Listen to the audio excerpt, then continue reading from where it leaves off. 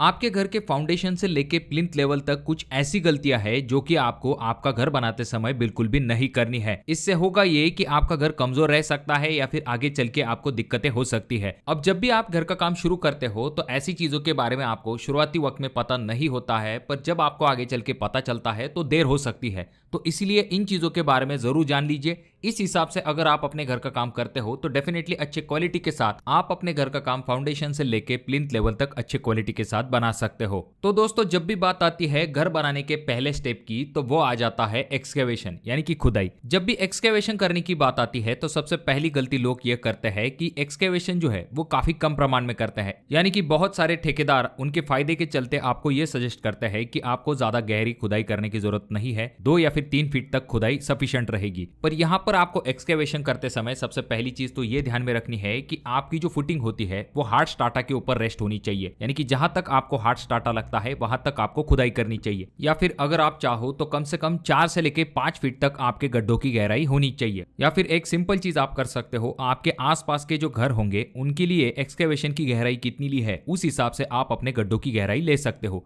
क्योंकि ये जो एक्सकेवेशन का पॉइंट है ये डिपेंड होगा आपके सॉइल कंडीशन के ऊपर। अब अगली गलती लोग करते हैं कि वो जो गड्ढों का साइज होता है वो एग्जैक्टली जितना फुटिंग का साइज है उतना ही ले लेते हैं। इससे दिक्कत ये होती है कि आपकी जो फुटिंग की जाली होती है वो डायरेक्टली मिट्टी के कांटेक्ट में आ जाती है, जिस वजह से आगे चल के इसमें बहुत ही जल्दी जंग लगने की समस्या होती है और शटरिंग वर्क करने में भी आपको काफी ज्यादा दिक्कत होती है। और इससे कभी कभी फुटिंग का साइज भी लोग रिड्यूस कर देते हैं।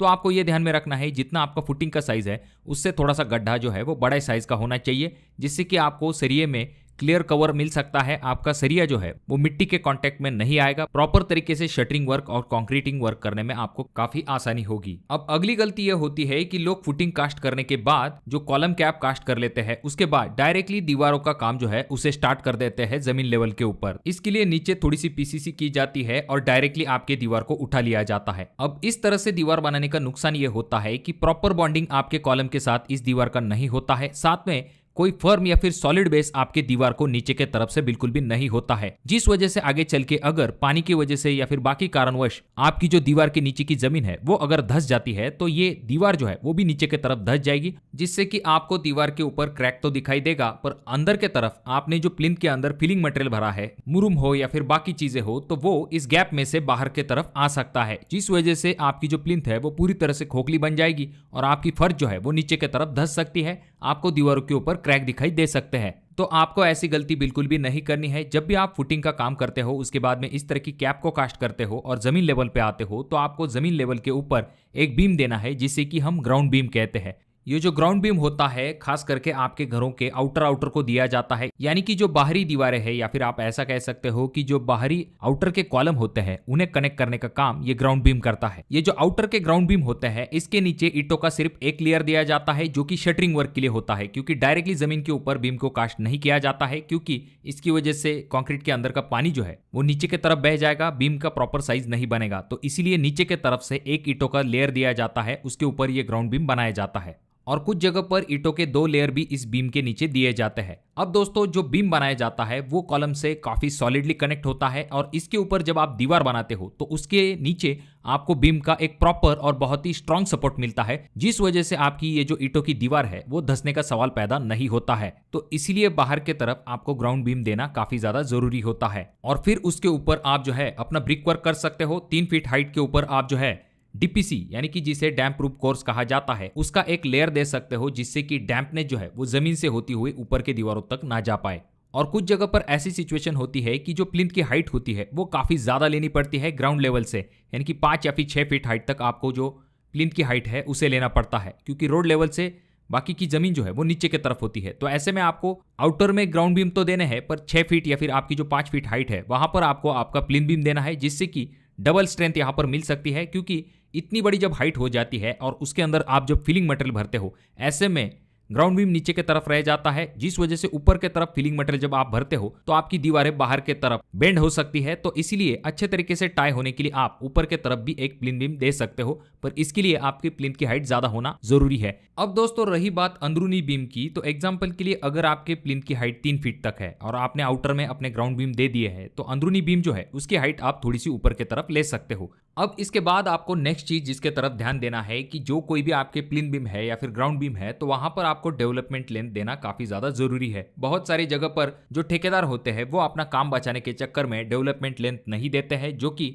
आपके बीम के मजबूती के लिए काफी ज्यादा जरूरी होते हैं। तो इसीलिए इस तरह की जो डेवलपमेंट लेंथ होती है, यानी कि इस तरह के एल आपको बीम का जो एंड होता है वहां पर प्रोवाइड करना काफी ज्यादा जरूरी होता है। अब जिस अगली गलती के बारे में हम बात करने वाले हैं वो आपको काफी आसान लग सकती है, पर आगे चल के ये आपकी काफी दिक्कतें बढ़ा सकती है, और वो गलती है प्लिंथ की हाइट। देखिए दोस्तों, बहुत सारे लोग क्या करते हैं, पैसे बचाने के चक्कर में वो प्लिंथ की जो हाइट है उसे काफी कम कर लेते हैं, यानी कि 1.5 से लेकर 2 फीट तक अपने प्लिंथ की हाइट को रख लेते हैं। तो आपको ऐसी गलती बिल्कुल भी नहीं करनी है। वो क्यों? देखिए दोस्तों, जहां तक बात आती है आपके प्लिंथ की हाइट की, तो इसे आगे चल के बढ़ाना काफी मुश्किल होता है। बहुत सारे लोग जैक वगैरह लगा के इसे उठाने की कोशिश करते हैं, पर उसमें स्ट्रक्चर जो है वो भी डैमेज हो सकता है, आपका खर्च जो है वो भी काफी बढ़ जाता है।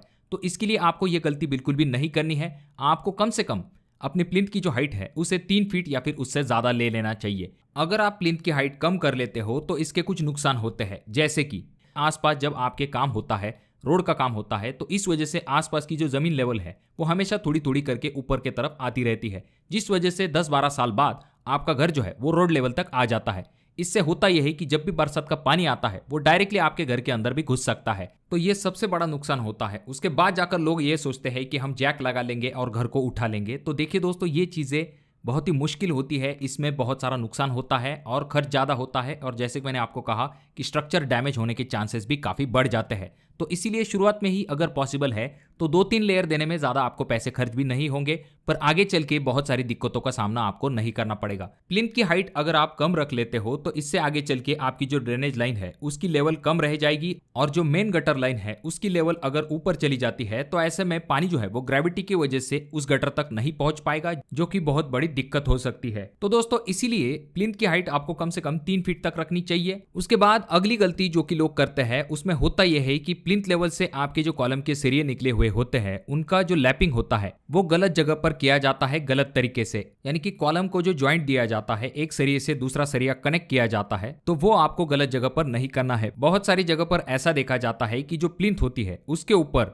1.5-2 फीट के ऊपर इस तरह के कॉलम जॉइंट को दिया जाता है। कॉलम का जो लैपिंग जोन होता है वो मिड में होता है, जैसा कि आप अगले डायग्राम में देख सकते हो। जहां पर कंप्रेशन जोन होता है, कॉलम का जो टॉप पोर्शन होता है या फिर बॉटम पोर्शन होता है वो टेंशन जोन होता है। तो टॉप में और बॉटम में आपको लैपिंग को अवॉइड करना चाहिए। इस तरह से आपको कॉलम के मिड में लैपिंग देनी चाहिए, वो भी जिगजैग तरीके से, यानी कि एक सरिया ऊपर की तरफ होगा, एक थोड़ा सा नीचे की तरफ होगा। सभी सरिये एक लाइन में नहीं होने चाहिए, ऊपर नीचे की तरफ अगर होते हैं तो प्रॉपर तरीके से लैपिंग देने में काफी मदद मिलती है। देखिए दोस्तों, अगर आप चाहो तो अपने प्लिंथ के लिए या फिर अपने फुटिंग के लिए ATT यानी कि जिसे एंटी टर्माइट ट्रीटमेंट कहते हैं उसे भी कर सकते हो, जिससे कि आगे चल के आपको जल्दी टर्माइट की समस्या दिखाई न दे। उसके बाद जब भी आप प्लिंथ के अंदर फिलिंग मटेरियल भरते हो तो उसे आपको लेयर बाय लेयर आपके प्लिंथ के अंदर भरना है, और जब भी आप प्लिंथ फिलिंग कर लेते हो उसके बाद आपको अच्छे तरीके से उस प्लिंथ के अंदर पानी को भर देना है। इससे होगा ये कि अच्छे तरीके से कॉम्पैक्शन होने में काफी ज्यादा मदद मिलेगी, यानी कि आपने जो फिलिंग मटेरियल भरा है वो अच्छे तरीके से वहां पर बैठ जाएगा। जो कोई भी एयर वॉइड है वो रिड्यूस होने में काफी मदद मिलेगी, अच्छे तरीके से कॉम्पैक्शन जरूर हो पाएगा। ये सबसे अच्छा तरीका है जिससे कि आपका जो फिलिंग मटेरियल है वो सही तरीके से कॉम्पैक्ट हो पाए।